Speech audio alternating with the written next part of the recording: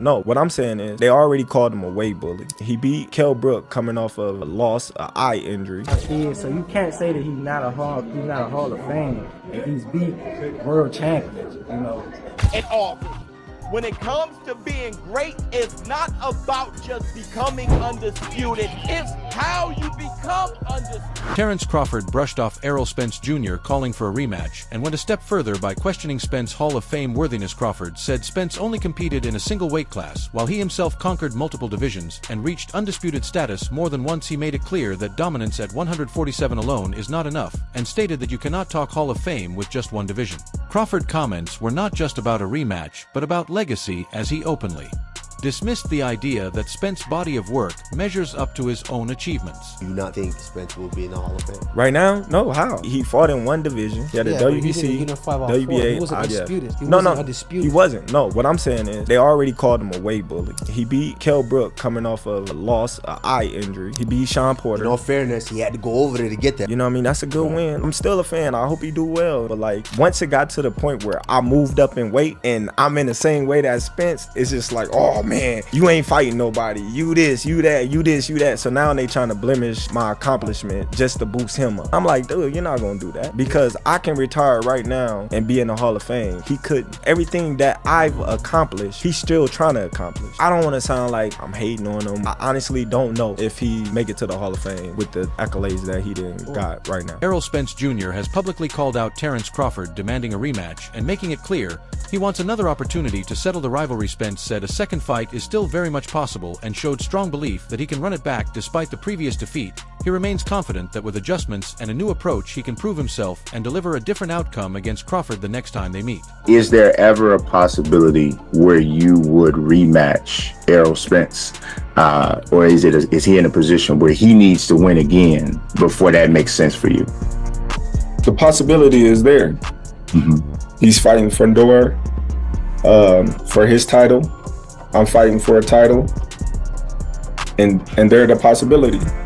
He win his fight, God willing. I win my fight, God willing, and there's your possibility right there.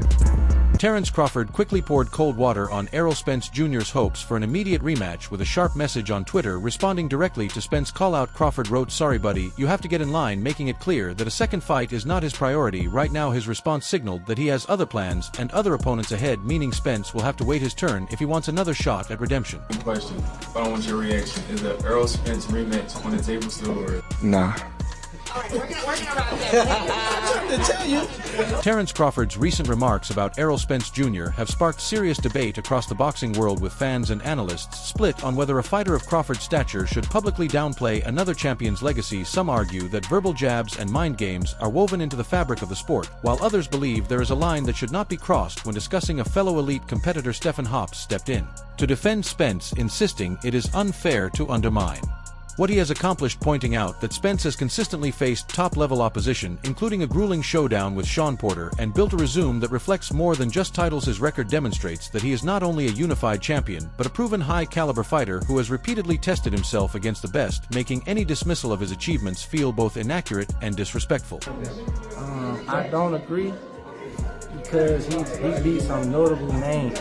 You know, he beat Shawn Porter, he beat Peterson, Danny Garcia. So you can't say that he's not a Hall of Fame if he's beat world champions, you know, and beat them like in a different way. So I don't agree with that answer right there that he said. I think he's a Hall of Fame. I feel like anybody who made it to that big stage and beat them big name champions is a Hall of Fame. He did something that nobody else done.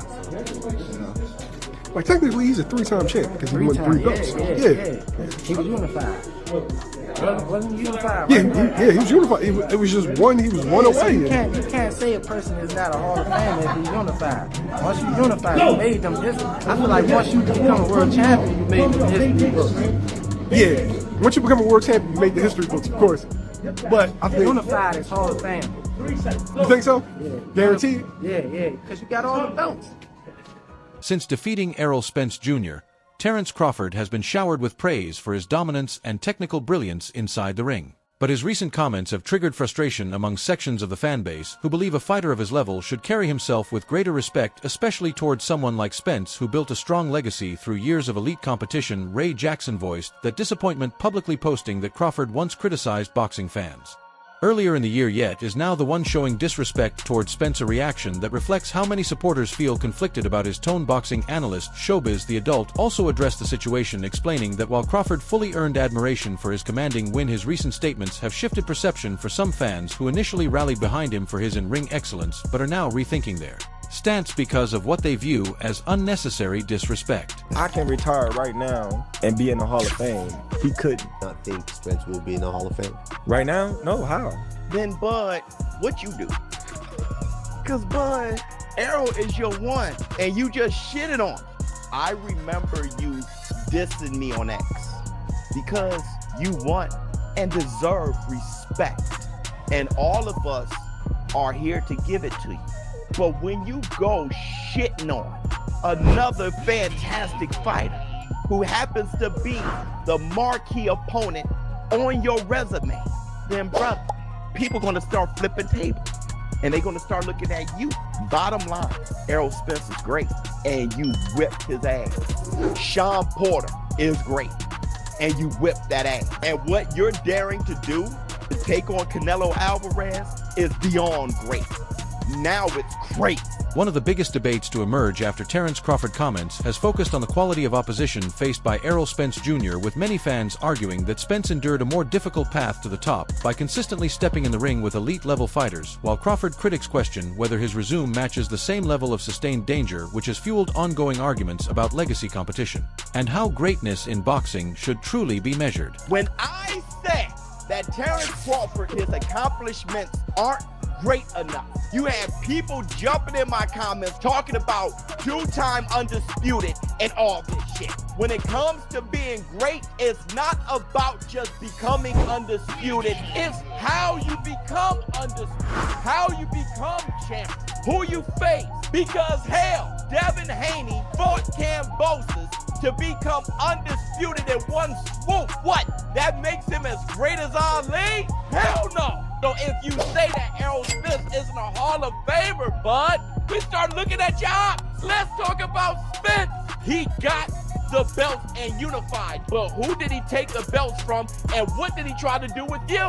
Spence's road that you're shitting on is more violent than yours. Terence Crawford recently spoke about the rematch clause tied to his contract with Errol Spence Jr., confirming that a second fight remains an option, but admitting he has not finalized his next move. The possibility alone has reignited speculation as fans wonder whether Spence will get the opportunity to seek redemption after how one-sided the first bout appeared. A rematch would offer Spence the stage to demonstrate adjustments, resilience, and growth while giving Crawford the chance to prove his dominance was no fluke, keeping the boxing world locked in on what decision comes next. I haven't heard anything yet, and like I said before, it's in the contract, so it's not if I'm open to it or not. It's, you know, what's in the contract, and Errol gave me an opportunity and a shot at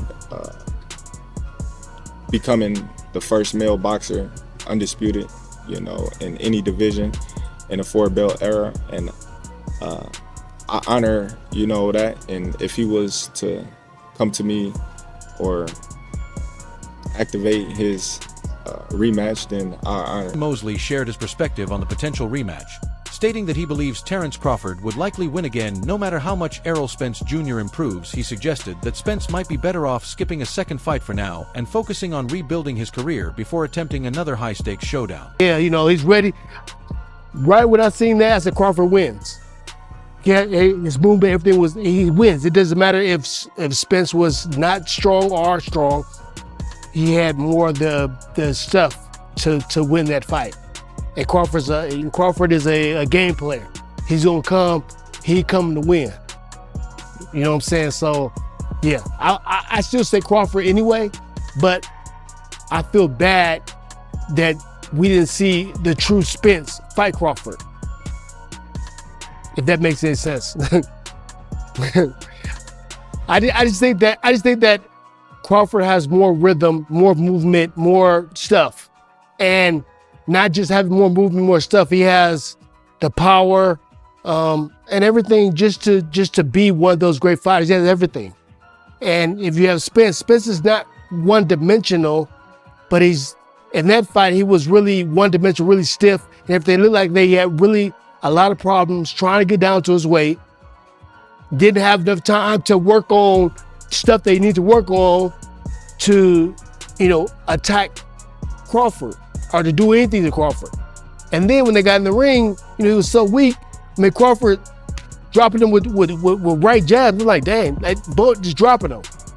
Brian McIntyre, Terence Crawford's trainer, echoed Jane Mosley's view, predicting that a rematch would likely end the same way as their first encounter and stressing that Crawford's dominant performance in the initial fight was no accident or fluke. Has he exercised his immediate rematch clause? I don't know if it's gonna be at 54 or 47, but I'm sure he's probably gonna push the weight up. But there's not gonna be no change in the decision. The performance still is gonna be the same. Might be even a little bit better. So he might want to watch out before he activate the rematch clause. Despite the previous defeat, Errol Spence Jr. has made it clear that he wants another opportunity against Terence Crawford, arguing that if Crawford is willing to face Canelo Alvarez, he should also grant a rematch to Spence. Spence remains confident that with the right adjustments and strategy, he can deliver a stronger performance in a second encounter. It could happen. Why not? If Crawford want to challenge himself to be great, let him try to be great. So I'm with it. So I'll be going for Bud. If he fight Canelo, I'll be going for him. I don't know if he's gonna win or lose, but I definitely be going for Crawford. I think if anybody can pull it off, he can pull it off. He's chasing greatness, so why not? Canelo came up to 175 and all that, and fought Kovalev and fought the other guy too. So if he can do it, he started at 147. So if he's doing it, why can't Crawford? Roy Jones Jr. has outlined two possible paths for Terence Crawford. Either move forward with a rematch against Errol Spence Jr. immediately or take another fight first before facing Spence again. Jones suggested that choosing another opponent first could be a smart strategy, helping Crawford maintain his momentum while keeping his options open for the rematch. Do the rematch and then go for other fights, or do you think this is kind of like the cherry on top, and after this he should more or less retire on top? Bud has two options. A, he can continue going up in weight, see how far he can go. I think he said already 54 is his max. So he could campaign that going to 54, maybe doing a rematch, or like I said, let Errol get himself back together first, when it makes more sense, then do a rematch. You understand me? So for me, to let Errol get himself together first, then do a rematch is much better. To fight him right now, it's not good because, like I said, just the weight gain was not the only problem. Stephen A. Smith has also shared his thoughts on a potential rematch, advising Terence Crawford to wait at least a year before facing Errol Spence Jr. again. Smith argued that an immediate rematch might not serve Crawford's best interests and suggested that giving some time would create a more exciting and evenly contested fight. Matter of fact, let me make a plea over the international digital airwaves of YouTube. Let me make a plea right now to Terence Crawford. I understand you just beat him. You beat him thoroughly. You're the undisputed welterweight champion of the world, the WBO, the WBA, the WBC, the IBF titles, but you hugged him after the fight for a reason. I am making a plea to Terence Crawford, even if you elect to give Errol Spence Jr. a rematch. Please do not do this for at least a year. Please don't do that. Y'all are cool with one another. I'm begging you, my brother. I'm begging you. Because I know you got love, and I'm begging Errol Spence Jr., as good as you are, you were just outclassed. I say that respectfully because I got mad respect for Errol Spence Jr. Please, do not fight Errol Spence. Terence Crawford's dominant win over Errol Spence Jr. earned him widespread respect across the boxing world, as defeating an undisputed champion so decisively cemented his legacy. However, Crawford's recent comments have sparked debate about his character, and while his in-ring skills remain unquestioned, many fans and analysts now view him differently, criticizing his perceived lack of sportsmanship. Oh, man. And I really appreciate you just being a regular dude who's very, very, very, very, very skilled at something. I'm glad you're getting your flowers, and I hope the biggest of bags come your way in these next few years with how things play out for you, man. I appreciate it, man. Thanks. because you earned it. You earned it, bro. And you gave us, listen, entertainment. You know what I mean? From beginning to end, it was a real display. So we appreciate you taking time, bro.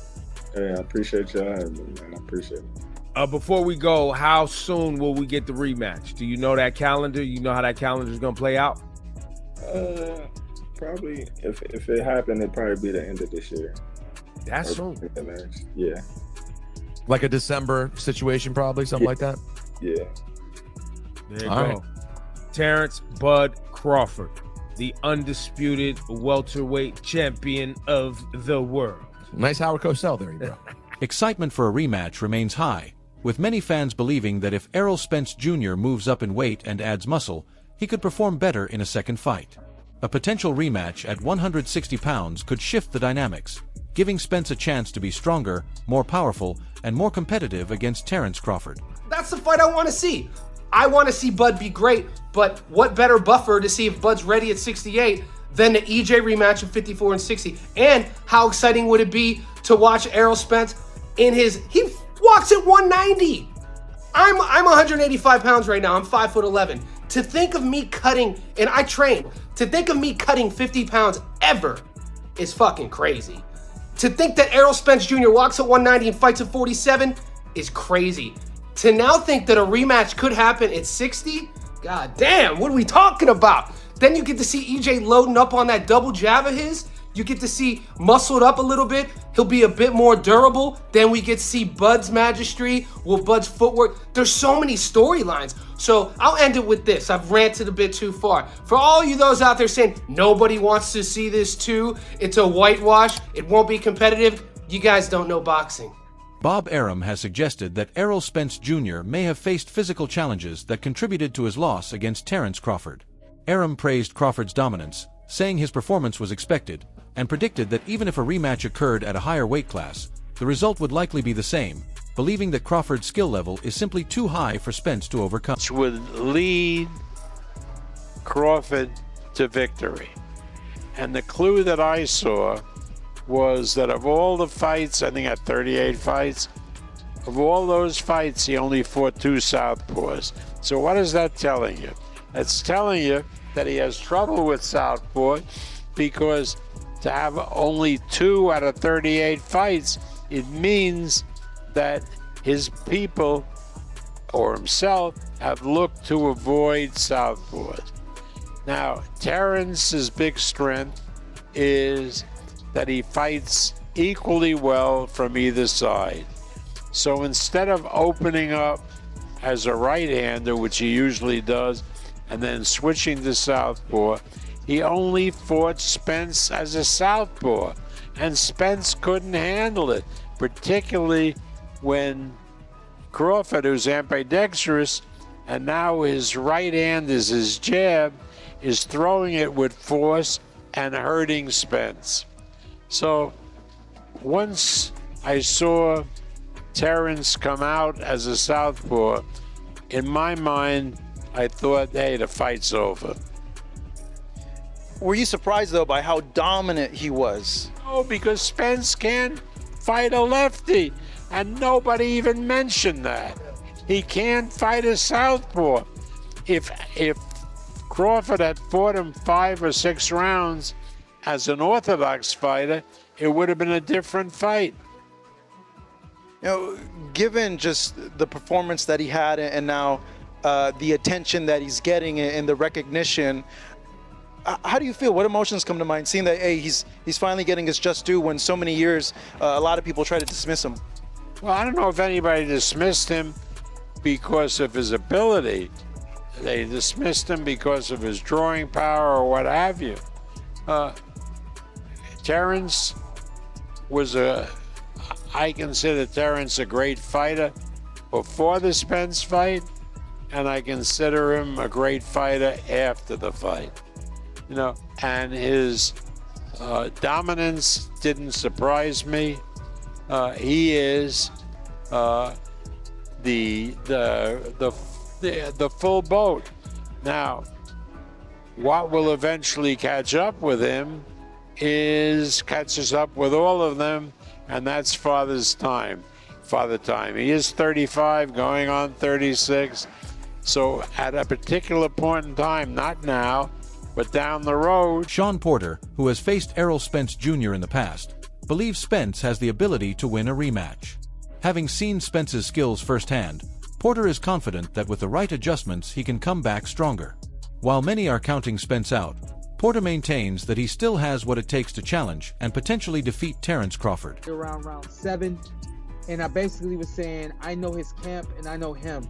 A lot of pride, a lot of heart, but you have to understand that you're not going to win this fight. If there was an adjustment you were able to find, you would have found it sooner.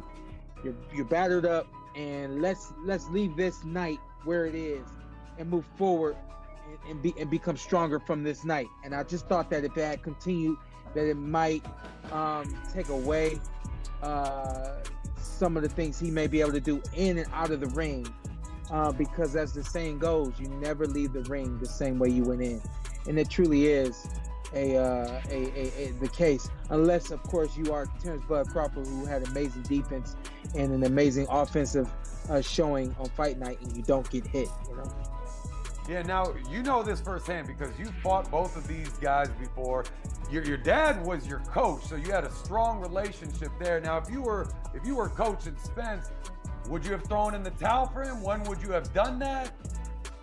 I do believe that I heard he asked Errol one time if he wanted to continue, and so I do know that at a small capacity, at the least, they contemplated throwing in the towel. And I think that Derrick James is smart enough to know, hey, something has to happen.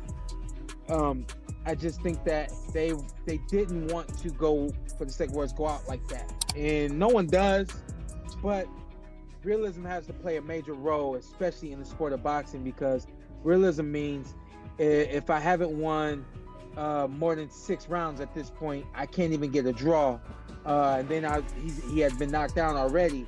You have to look at the realism, man. You're not going to win this fight unless you get a knockout. You haven't landed one clean shot or numerous clean shots the entire night. Is that punch going to land? And when you look at realism, it says, let go of the pride, stop this fight, live to fight another day. That's it for today's video. Stay tuned for more updates, and we'll see you next time.